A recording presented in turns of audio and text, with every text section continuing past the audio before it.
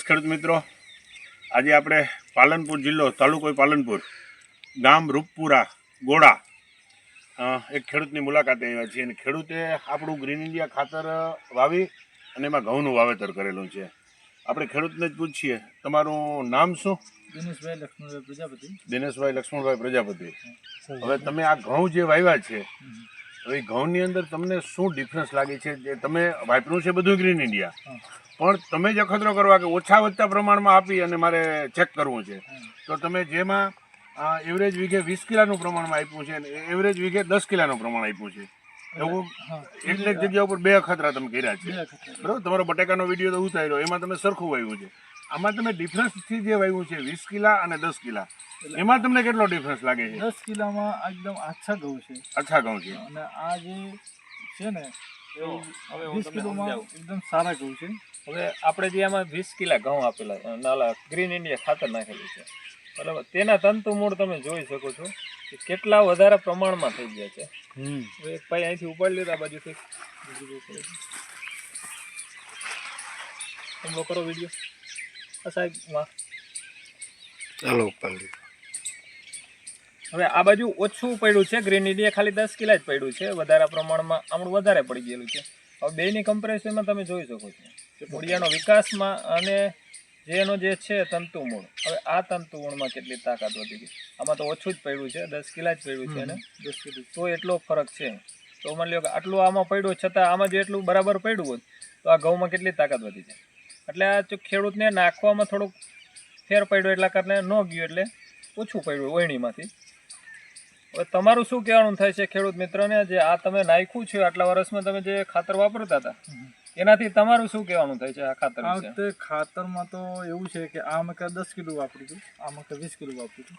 આમાં ઘઉંની હાઈટ બી સારી છે અને આમ આખું લીલાશ પડતું છે.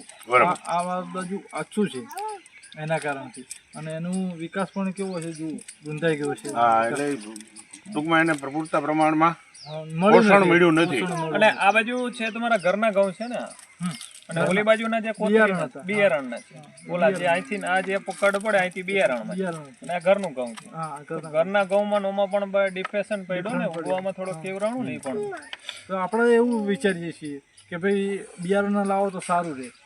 પેલું ખાતર જ છે એ ખાતર અમે સાણિયું નાખેલું હતું, બંનેમાં સાણિયું તો છે જ, તો પણ આ બાજુ આ ગ્રીન ઇન્ડિયા ઓછું ગયું છે, આ બાજુ વધારે ગયું છે. તો ઘઉંના એવું લાગે છે કે બિયારણ ના હોય એવું લાગે આપણને. આ ઘરનું બિયારણ છતાં એવું લાગે તમને સારું છે.